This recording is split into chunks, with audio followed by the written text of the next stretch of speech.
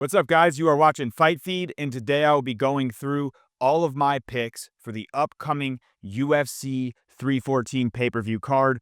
This card, just like last year's Miami card, is absolutely stacked from top to bottom. Let's go ahead and dive into my picks for UFC 314. Starting us off on this card, and I do want to call out, I am filming this video on April 2nd. There is a big chance that some of these fights or potential fights don't actually happen, as we've seen in the past with things kind of falling through for different fighters. But I'm going to go ahead and dive into what exists as of right now.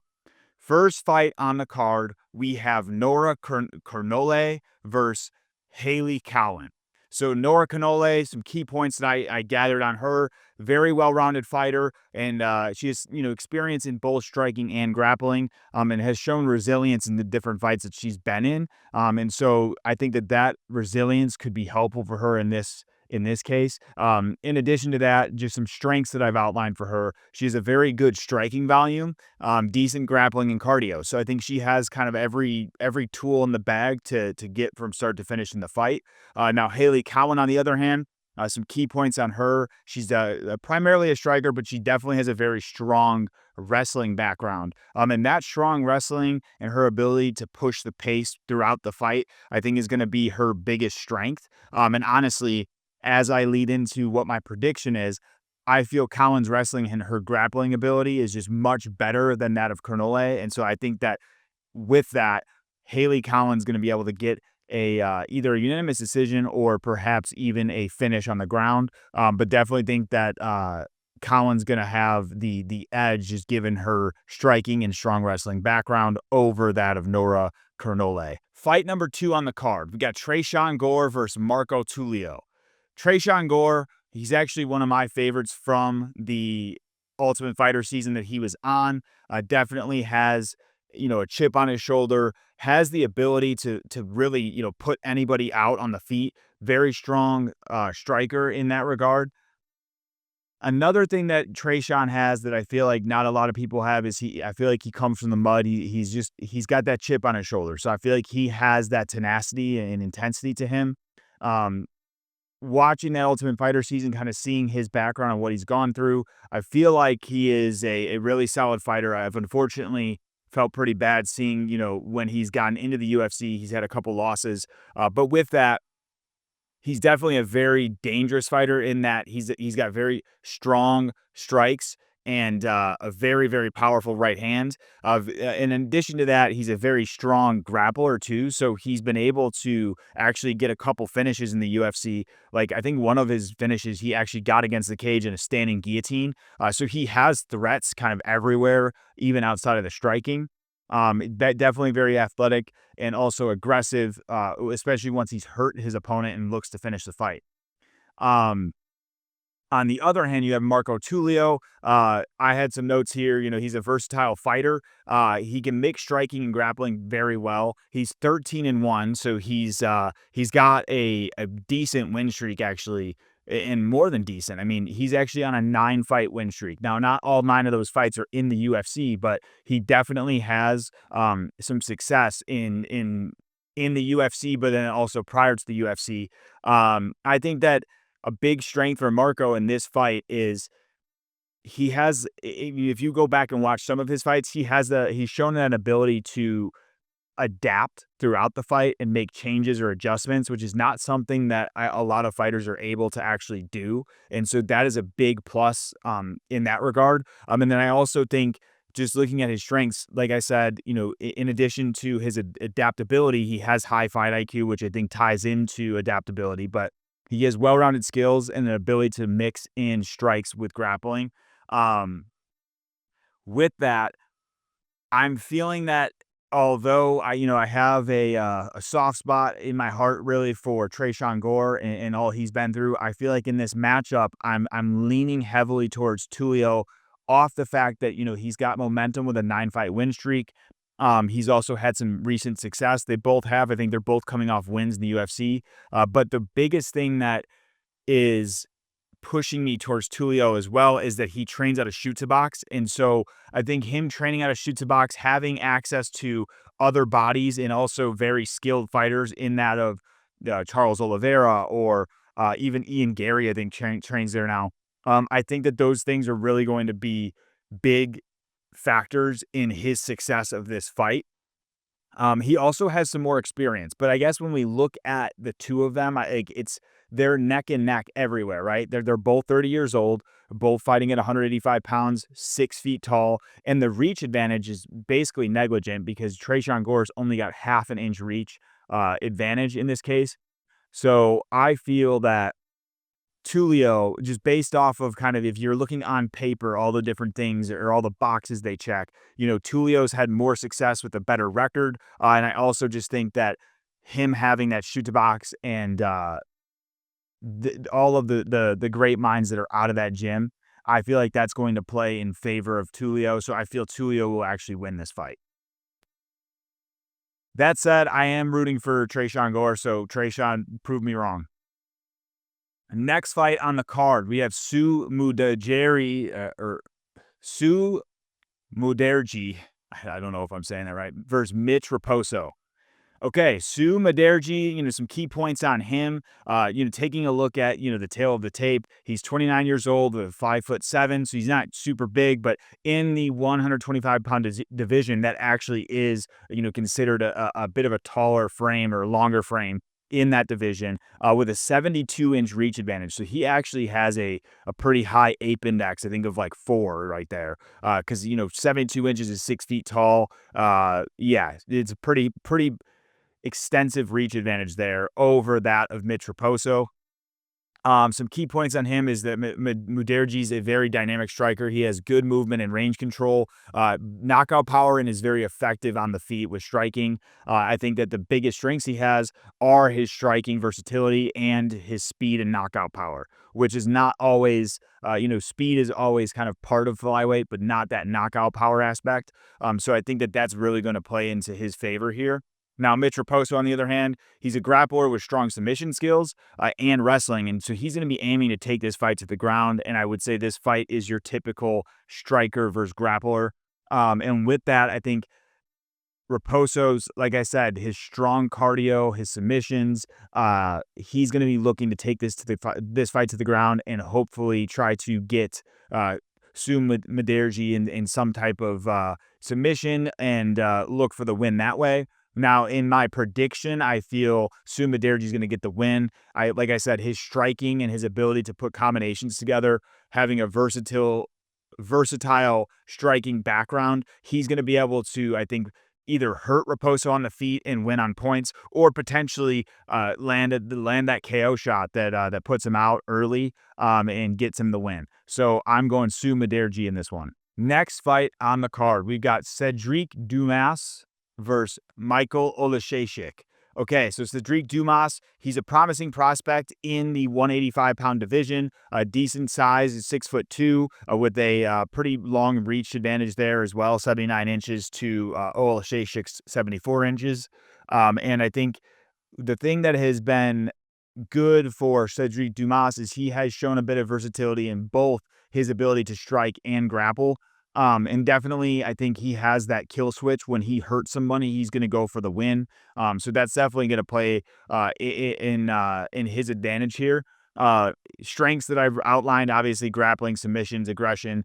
He also has some good striking as well. We've seen him hurt people on the feet. So he has a kind of a mixed bag of tools that can kind of take him wherever he needs to go in the fight. Now, Oleksiejczuk, on the other hand, he's well known for his ability to strike on the feet and hurt people. Love the way that he is able to string combinations together. If you've watched some of his fights, he's thrown some crazy type body combinations, body to the head, and very fun to watch, very pretty to watch in terms of being a technical striker. And then in his favor, I think he definitely has knockout power on his hands. Even with Oleksiejczuk fought like the likes of Kevin Holland and other bigger names, he's hurt people on the feet because he has great hands. And so I feel like in this fight, Oleksiejczuk is going to get the job done, just solely based off of not only his ability to strike, but also if you just take a look at his strength of schedule compared to Sedriques Dumas, I feel Michal Oleksiejczuk has all of the pieces there Definitely a lot more experienced, and really their age is not, I mean, it's negligible. Him being 30 versus Dumas is 29. I feel that Oleksiejczuk striking is going to get the job done for him in this fight. Now, he does need to look out, though, because Dumas has that grappling background. And obviously, we've seen Oleksiejczuk put in trouble, against a Kevin Holland, who was able to tap him out with an armbar. Um, I think that if Oleksiejczuk stays and keeps his fight standing, he's going to show that Polish striking off and get the W. Next fight on the card, we've got Darren Elkins versus Julian Erosa. So Darren Elkins, this dude is like, I don't, he's 40 years old at this point, but this dude is always in the fight. It's nuts to watch him fight because he's gone through so many different wars, like getting tagged, but then still being in the fight. It's actually insane to watch him fight because of that. Now, Julian Erosa, on the other hand, he's a dog as well. I mean, both these guys have 30 plus fights in MMA, which is nuts. So you got Darren Elkins, Julian Erosa. I think that in this fight, Darren Elkins, coming out with that tough veteran status, but also showing off that durability that he always has in fights. And somehow it's like that durability still has lasted him and it hasn't gone away. Which, yeah, I know usually as the fighter ages and goes through wars, we see it kind of crumble. For Darren Elkins, it's still there. I think that he has all of those tools in his bag of being able to strike on the feet, being able to take one to give one, but also has strong grappling on the ground. And we've seen him in different positions on the ground, able to scramble out or even get control on the ground over other fighters. I think his biggest weapon is his cardio and his ability to withstand damage and continue moving forward. Now, Julian Erosa, on the other hand, Juicy J, very versatile striker, very fun to watch, honestly. Like, he has gone out there, and I swear I've picked him a couple times in previous fight cards where he was like a huge underdog, but able to pull it out. And I know he actually even has a submission over the likes of, Christian Rodriguez, who's also a very skilled fighter in that division. I feel that in this fight, Julian Erosa just showing off all the things he's able to do, whether it be submissions or striking. He's also got a massive height advantage, not so much in the reach department, but definitely in the height. I feel he will be able to mix together his striking and his submission threats. And ultimately, I think that he will be able to finish Darren Elkins. And if not, I think he'll be able to control the fight from start to finish, ultimately winning by decision. I do see Erosa being able to get Elkins out of there. But like I said, Elkins being the tough guy that he is, he could potentially weather the storms from Erosa and hurt Erosa and even get a finish of his own. But I'm definitely leaning heavily towards the Julian Erosa W on this one. Next fight on the card, we got Jim fucking Miller versus Chase Hooper. So this fight is actually one of my favorites on the card. You got Jim Miller, who 38-18 with one no contest. This guy has fought so many killers, and he's a killer himself in that octagon. He's proven it time and time again.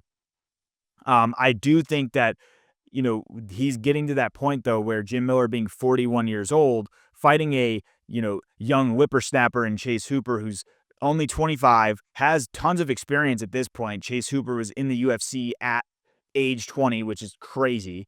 I think that Miller has that veteran grappling, but he also brings that wealth of experience into the octagon. He also has very good striking. Like, I know against Bobby Green, he was getting pieced up, but Jim Miller does have that lightweight power where he can put someone's lights out at any moment in a fight. But then also what I like about Jim Miller is he's not just stuck on one part of the game, right? He will hurt someone on the feet and then take them into a submission and make it a dog fight if he needs to. And so I think that that's going to be very helpful in favor of Jim Miller. Now, as I, mentioned previously, him being 41 years old and having a pretty heavy size disadvantage in this fight is not going to go in his favor. I think Chase Hooper, being the young whippersnapper that he is, very dynamic grappling, also has shown like an aggressiveness to get the fight finished. Like, whenever Chase hurts somebody, he is like rushing to get the fight over with and finish it out in any way possible. And what I love about Chase Hooper is, previously fighting at featherweight, like we've been able to kind of see him grow into, his grown man size, if you will. Pause. That's whack. Anyways, we've seen him grow, right? And so he is now, I feel like, filled out. And he doesn't look as thin anymore. He looks a lot bigger in the octagon. And he just has a pretty dominating presence when he in his recent fights, where he's just going out there and he's putting the work on these folks. So I feel like in this fight, Chase Hooper is going to be able to bring all of his grappling skills, but also his leveled up striking. And ultimately, I think that he's going to be able to get Jim Miller in some trouble.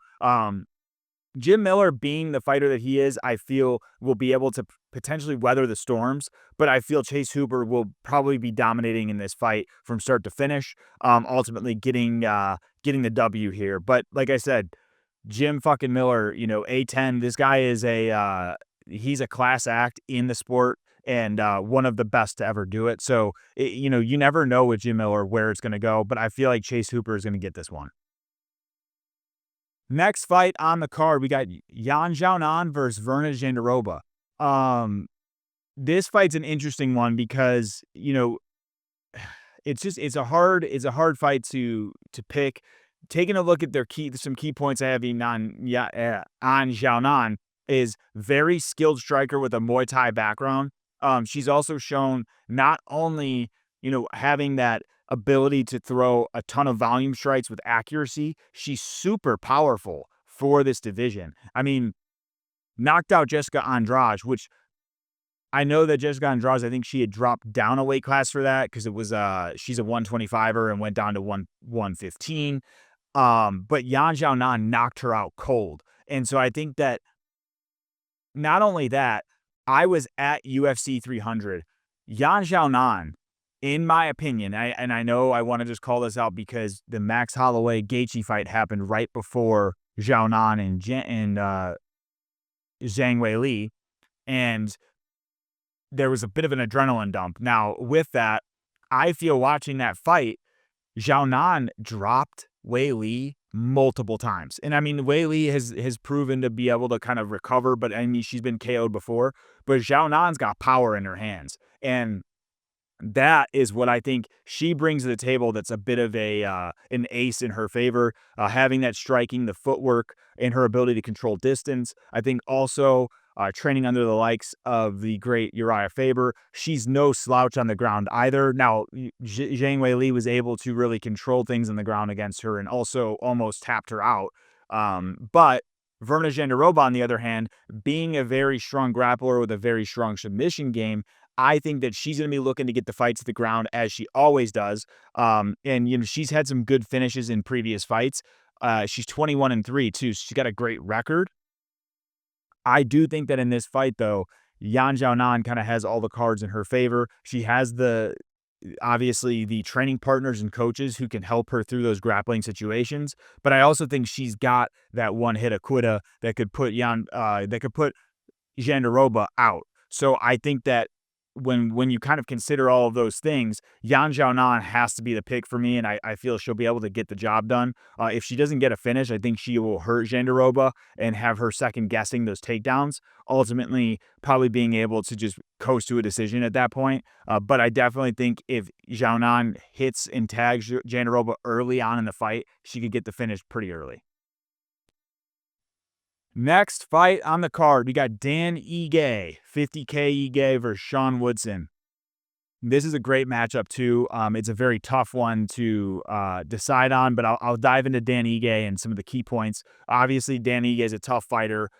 We all know Dan Ige, very well from the fight card that McGregor pulled out of. Dan Ige stepped in on like 3 or 4 hours notice, day of the fight, and went out there and fought a Diego Lopez, who is now going to be fighting for the title on this card. So that kind of tells you everything you need to know about Dan Ige. This dude's a gamer. He's got some of the most powerful striking actually in the featherweight division. We've seen him knock out the likes of Andre Fili, and several other fighters. I mean, he has power in his hands and can really close out the show with one shot. I also think that when you take a look at his record, 18-9, he has that he has experience on his side, but then Dan Igue's also got that Hawaiian blood on him on his side too. So I feel that in that when you kind of consider all those things, they're definitely very strong attributes in favor of Dan Ige. Now, Sean Woodson is one of my favorite fighters in the UFC. I love the way that he's able to string together his combos, has some of the best boxing in the UFC. Sean Woodson also looks like a light skinned Tyler the Creator to me. And you guys will see it next time you watch it now. And when you see him out there, he looks like Tyler the Creator, but if he was a few shades lighter. Now, Woodson has a great background too. I think he was a Golden Gloves boxer, 6'2" in the featherweight division, so definitely a taller featherweight with a 78-inch reach. So that 78-inch reach is going to play so much into Sean Woodson's game because he's just going to be peppering the jab and trying to string combos together against Dan Ige at distance, which is what he does the best. If you watch some of his recent fights, he is just tagging the fuck out of whoever he's fighting. And so I feel in this fight, that's what makes my prediction very difficult is you just don't know what's going to happen when they get in the octagon. You don't know which Dan Ige is going in there, and you don't know which Woodson's going in there. My prediction is that Dan Ige will get the win. And the reason why I feel Dan Ige will get the win here is that Dan Ige has that power in the featherweight division that is a bit weird or a bit peculiar compared to some of Sean Woodson's previous opponents. And I've seen Sean Woodson, although he has beautiful striking, he has that tendency to get clipped on the chin. And that is going to be a huge no-no against a guy like Dan Ige who can put the lights out with one shot.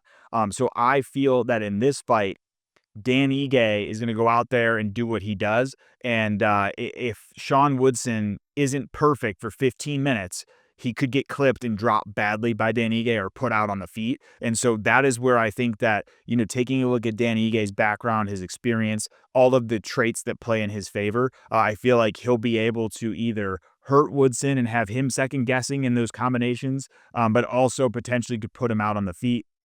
Very hard to make that prediction because I do love watching Sean Woodson fight. Also love all the things that go with his story and stuff like that too. So ultimately, I feel like Dan Ige is going to win the fight, but we'll see what happens. Next fight on the card, we've got Nikita Krylov versus Dominick Reyes. So, with these two, there's quite a few different things playing into both of these fighters. Nikita Krylov, a very aggressive fighter, has knockout power, but also very strong grappling skills. He can finish this fight in multiple different ways. I think that taking a look at those strengths, it's knockout power, it's grappling, and it's aggression. Now, Dominick Reyes, on the other hand, well, and actually just going back into this, Nikita Krylov also has a 30-9 record. He's fought, the who's who of the light heavyweight division, has a ton of experience. But I think that that's something that Dominick Reyes has done himself.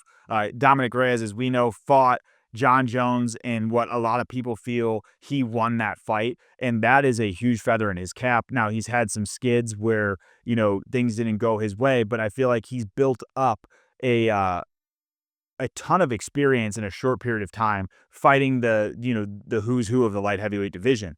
Losing to Jan, he lost to Ryan Spann, which is probably one of the worst, losses on his record. But coming back and putting out Dustin Jacoby, who's a very skilled kickboxer.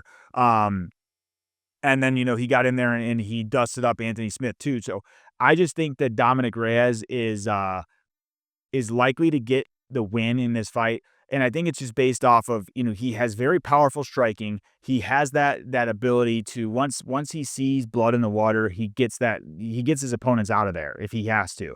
And that's something that you can't discredit or discount in a fighter because you have some fighters who don't have that. And I feel like he has that kill switch. But the other thing that I feel Dominick Reyes brings to this fight is he's been pretty active recently. Whereas Nikita Krylov, I don't think has fought since 2022 or 2023. So he's been out for quite some time. So I think that kind of coming at, looking at this fight realistically, I think Nikita Krylov is either going to be itching to get in there, but he might need a round or so to kind of get brush off the cobwebs or the dust. And I think that Dominick Reyes has already done that. And that is not, you don't want to be in that position against a guy like Dominick Reyes who can end your night in one shot. Ultimately, I think Dominick Reyes has this one, but we'll see what happens. Quiet!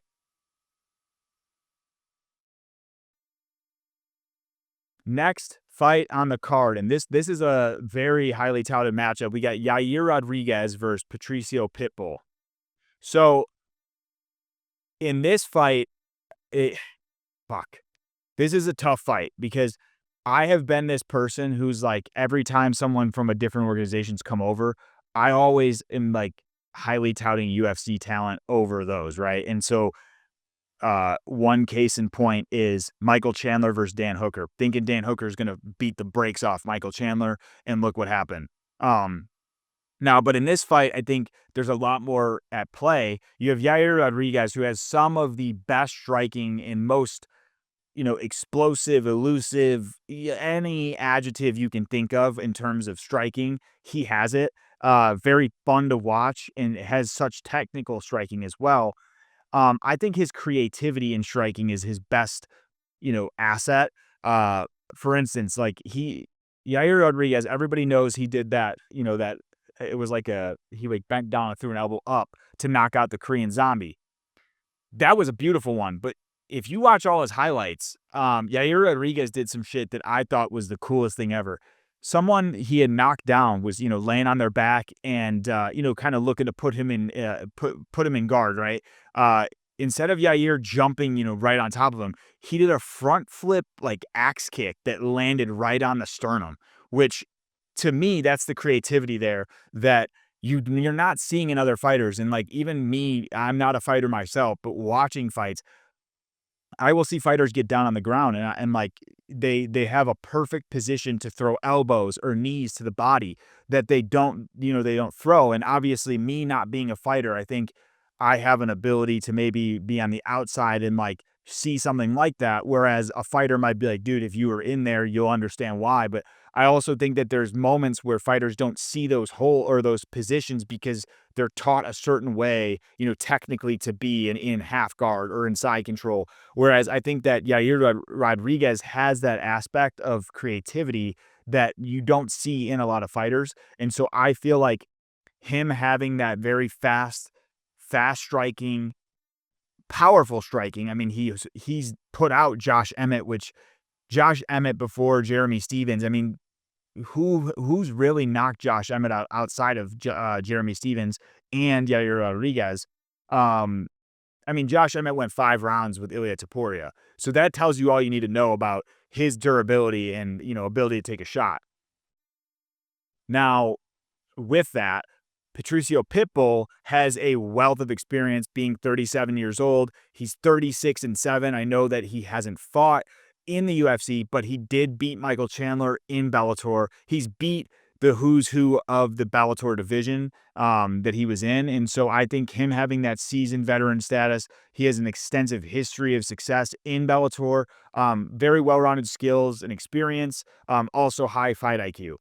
Patricio could take this fight anywhere and be in a good position potentially. So it's a very fun matchup, and I'm happy to see Patricio make his way over to the UFC. Now, in this fight, I have to go with my strong suit of choosing a UFC fighter over a previous Bellator fighter.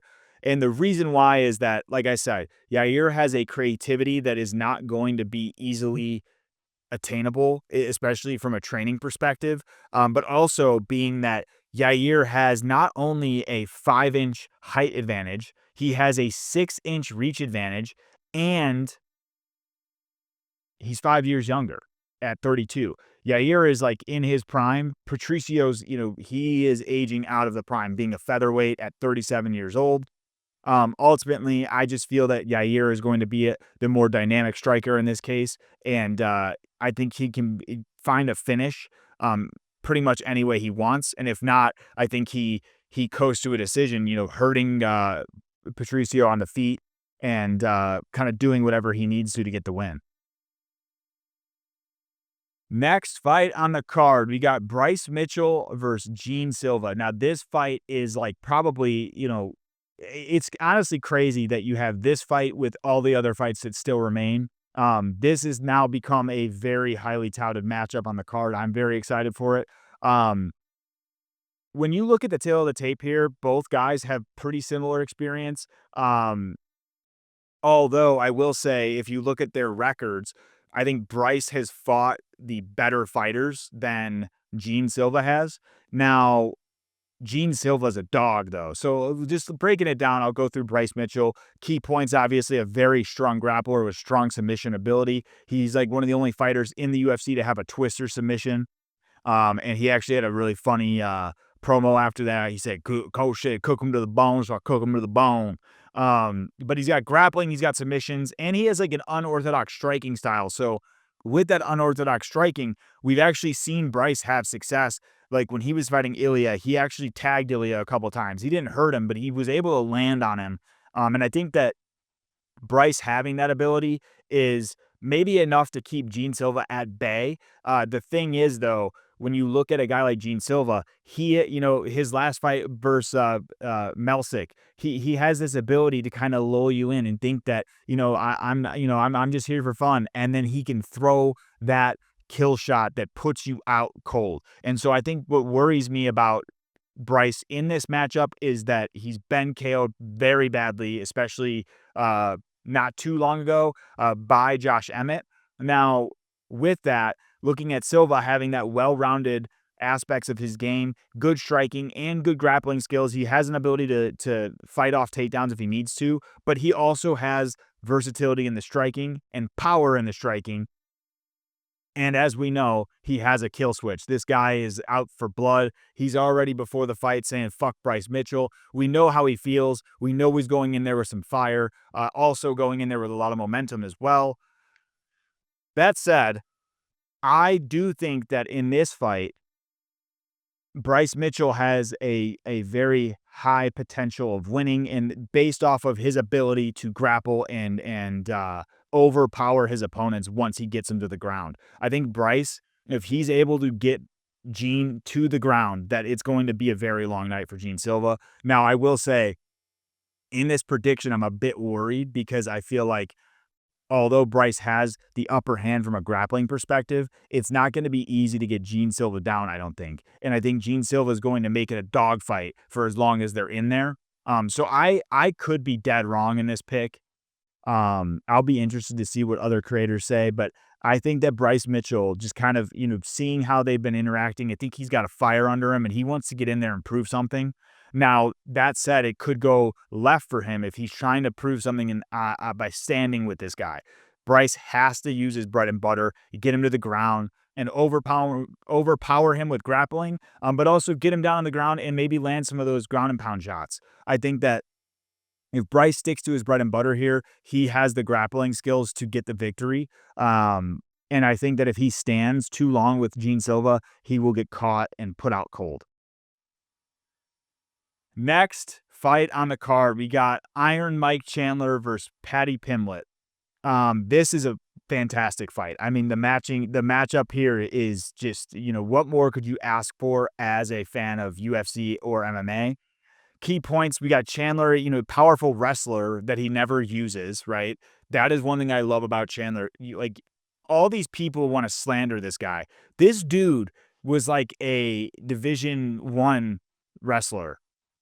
He does not use wrestling for shit. He goes out there to put his opponent out every single time. And I don't know. I don't know how you can't love that about a guy. He has never been in a boring fight. And so I think him bringing that aspect of his game, the powerful striking, and also the explosiveness that he has. I mean, whenever he's throwing his strikes, it's to really hurt somebody. I mean, we've seen him be the only person to knock Tony Ferguson out cold. I mean, Tony was out for several minutes after he was knocked out by Chandler. Obviously, the wrestling, I think, is also going to help Chandler in those ground exchanges because we've seen Chandler have the killer that is Charles Oliveira on his back, but being unable to actually get him in a submission where Charles actually wins the fight by submission. So I know that people want to say Chandler's cheating. Hey, you know what? In this case, I think that that plays in favor. If he does do some, glove grabbing or whatever, I think that that's going to play into his favor. Now looking at Paddy Pimblett's had a bit of a rocky career. He's had some moments in his career like Jared Gordon. I do think that Paddy has also been able to prove himself against some of the higher skilled athletes in the UFC. I will say I was at UFC 296 when Paddy fought Tony Ferguson, and I wasn't really impressed, to be honest with you. I wasn't impressed with, like, when you compare Tony's fights with other, fighters in the UFC at the time. Paddy, I don't think did anything that was really that great, comparatively. But Paddy is a very exciting striker. He has so many dynamic kicks, and I think a great leg kicks as well, especially his inside leg kicks. I think that having that element to his game is going to be very favorable for him. And then also, if it does get to the ground, he is going to have the ground advantage with his, he has very slick jiu-jitsu and an ability to find submissions faster than most fighters that I've seen. I mean, even watching him go against that dude in the gym, that was so sick. Like, he was kicking the dude's leg off, and then he gets him down, and he's able to, get that choke in.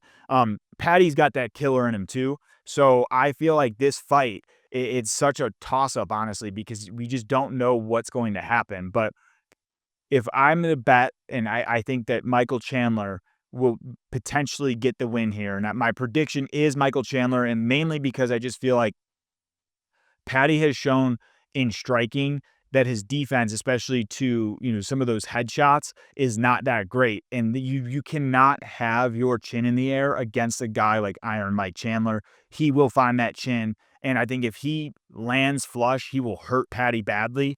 But the good thing is for Paddy is that in those moments where he might get dropped, he has that ability to also throw up submissions. But Chandler himself has proven to have great submission defense. Ultimately, I think that Chandler's power is going to play a big factor in this fight. Also think that he has that experience on his side as well. I think Chandler will be able to get the job done. Final fight on the card. And this one is a hard one, guys, because I have actually been singing the praises of Diego Lopes ever since he fought for his first fight in the UFC against Movsar. I know Movsar beat him. But he looked so great against Movsar, and he really gave Movsar a tough test. Like, it was not an easy night for him. And he, I know Diego came in on extremely short notice, whereas, Movsar being the conditioned fighter at the time, he definitely, I don't think he was like, when they first got in there and Diego was landing on him, I think he had that moment of like, fuck, I might have bit off way more than I can chew on this one. Alexander Volkanovski is one of my favorite fighters. I mean, how do you not love Volk? The guy is an absolute legend. In this fight, I think Volk bringing in, all of his championship acumen, his skills, whether it be in striking or on the ground. But I think that Volk has such great footwork, and he showed great footwork against the likes of Ilia Topuria in his last fight. Ability to move and cut off a cage. Now, I know that he did get trapped up against the cage and ultimately put out by Ilia, but Volk has so many good things in his bag that he can use against Diego. If he can stay out of the firefight that comes from Diego, I think that Volk, as this fight gets further on into the later rounds, should it make it there, that Volk could potentially get the win. Now, taking a look at one of the biggest things I feel Volk has wrong here is he was saying Diego's got the "tonight will be the night that I will fall for you." I disagree with that. I think Diego, and I've been saying this, Diego has that cut my life into pieces, this is my last resort. That's the fucking haircut that Diego has. And that's exact same tenacity the guy fights with. He goes out there to put people out. If you watch the way he's throwing hands, like, he wants to end that person. Like, he just wants to put them out cold as fast as he can. And so I think Lopes is coming in with so much momentum. Watching the guy hit pads for this was crazy. I know you're just hitting pads, but we know when those shots land, people don't get up from them. And so I feel like just taking a look at the damage that Volk has taken in the last, couple fights. I know he has had time off, but he's also an aging fighter at 36 years old, whereas you've got Diego at 30. I think Diego's also got a bit of a height advantage in this fight. It's going to be a very hard one to, predict or choose, but I have that weird gut feeling. Like it's the same feeling I had when Volk was going to fight Ilya. I was on people's videos commenting shit and saying, people are counting Volk out or whatever. I did have a bad feeling though that Ilya would win that fight. And I said it to my brother-in-law. I was like, dude, I love Volk, but I just have a bad feeling because Ilya has that power that no matter how perfect you are, you get caught by that, it could put you out. And that's exactly what Diego has as well. So I think that in this fight, although Volk's taken time off, I feel like Diego Lopes, he will find a way to connect on Volk. And I think that he'll be able to land some hard shots and potentially put Volk out. Now, the good news on this fight is that no matter who wins, I'm happy because I love both fighters. But I just feel like in this fight, Volk has to be perfect the entire time. Now I will say if it gets past round 3, I could see Volk getting the W and I'd be so happy for him. But I'm just feeling like I have that bad feeling that Diego Lopes striking is going to be too much for Volk. And I think that Diego's also shown a great ability to cut off the cage and catch his opponents in striking exchanges that they don't want to be in. So I think unless Volk is able to very expeditiously mix in some grappling, that Diego will find that kill shot. The other issue too is that they're both high level. They both have a very high level ground game, and so if it does get mixed up into some grappling exchanges, I truly don't know who is better to favor there. But I do know that Volk, if he's initiating those exchanges, that it's going to be a better suited matchup for him. Now, as long as they're on the feet, I'll be worried because I think once Diego is able to land, it could turn this fight on its head. Ultimately, I feel like Diego is going to get the win. Those are my predictions for UFC 314. Comment below which matchup you're most excited for. Comment below who you think is going to win each matchup. Thank you guys for watching. Make sure you subscribe, hit the like button. Appreciate you all, and I will see you soon.